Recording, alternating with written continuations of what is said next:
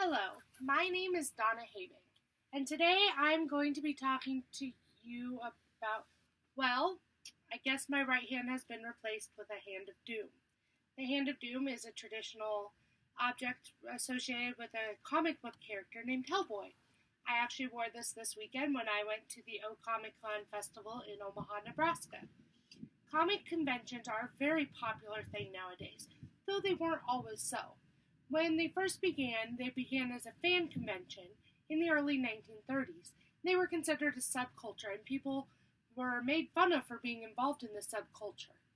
In the 1960s, the first comic book convention was held, where it specifically was themed around comic books, comic book artists, and comic book writers.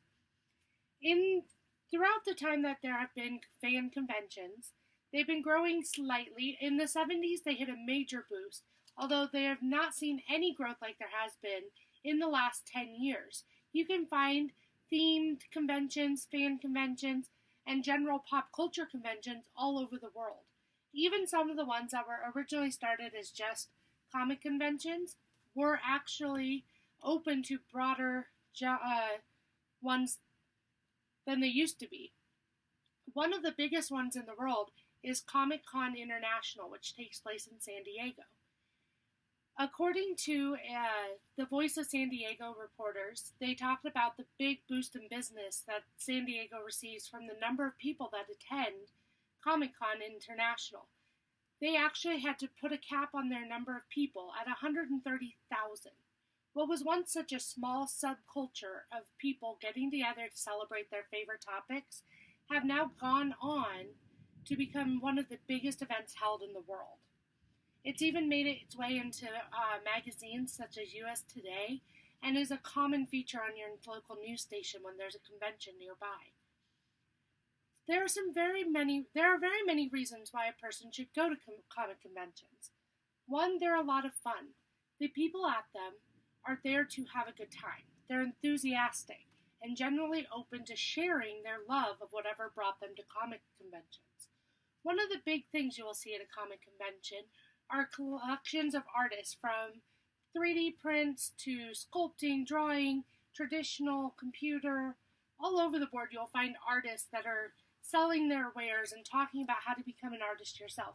You'll also meet writers and actors and cosplayers. The actors you meet, you can also get photos with and autographs and just actually generally sit and talk with them. They often will wander the halls and be involved in the activities going on. One of the big draws at a comic convention that are not as known until you get there are the panels that are offered. Each convention will offer different sorts of panels. Comic-Con International in the year 2015 had over 2,000 separate panels for their 4-day event. That was over 700 hours of educational programming.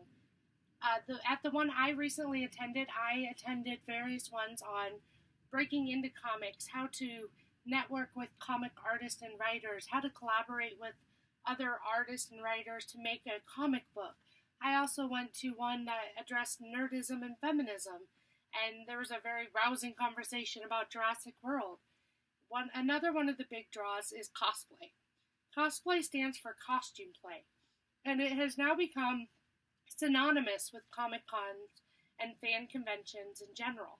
People assume there will be cosplayers when they go to a convention. Cosplay is when a person decides to dress in a manner similar or as close to the character that they want to portray. I did a female version of Hellboy, so this was one of my props, was the right hand of doom that I made.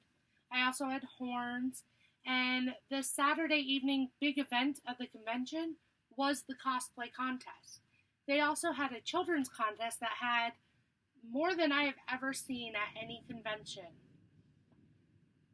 While you're there at Comic-Con, not only can you go to events and meet people, there is so much shopping. There's usually what they call the Artist Alley, as well as the Vendor or Exhibitor Hall. And you can buy t-shirts, models, figures, drawings, whatever you really want to find. There's someone there who's probably selling it, especially if you go to the larger conventions. If you're not really interested in comic books or things like that, there are generally other activities there that you can do. Some of the conventions actually offer what they call spa activities, which are spouse activities or guest activities for people who are not as interested in the theme of the convention. Some of them are arts and crafts themed or business themed, athletics. Some of them go for hikes because you are in a big city usually, so there's lots of sightseeing to do.